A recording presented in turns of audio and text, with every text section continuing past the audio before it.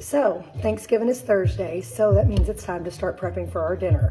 So I always like to make my cornbread first. So I'm going to use my flour, my cornmeal, my baking powder, my eggs and my buttermilk, my salt, and some butter. So first I need to melt the butter. So it's a half a cup of butter. I need a fourth of a cup. So I'm just gonna cut it in half and get it in my little bowl here and get it melted. Okay, so now we're gonna put our dry ingredients together. We've got 1 cup of our little cornmeal, a cup of our flour.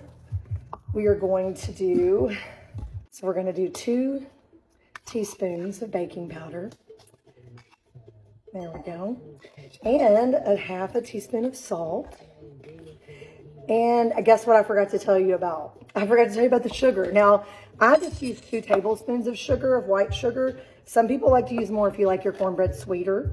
But there we go with our dry ingredients. Okay, so now we're gonna put our wet ingredients. Here's our 1/4 of a cup of butter that's melted.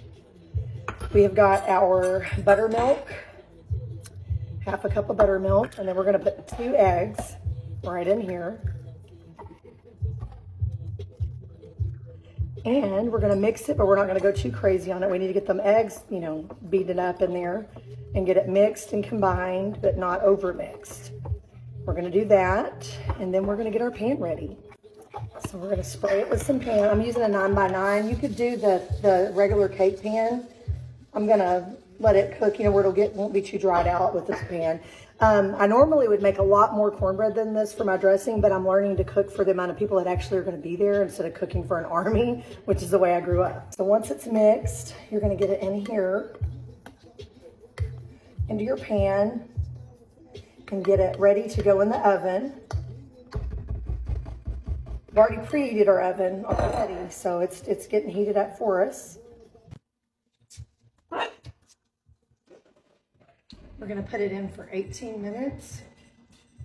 So we just got the cornbread out of the oven, and we just checked with the toothpick. There's nothing in there.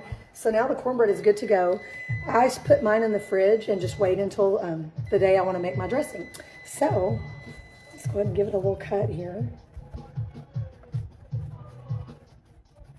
Looks pretty juicy and moist. It could go a little longer, but since you're going to cook this again in your dressing, you don't want it to be too,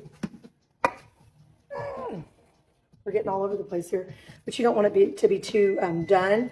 So it's better that you just have it just a little bit done. But this is our buttermilk cornbread dressing, or buttermilk cornbread for our dressing on Thanksgiving.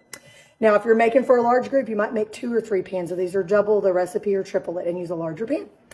All right, I hope you enjoy, and check me out in a few days because I'm going to be showing you how to make my dressing.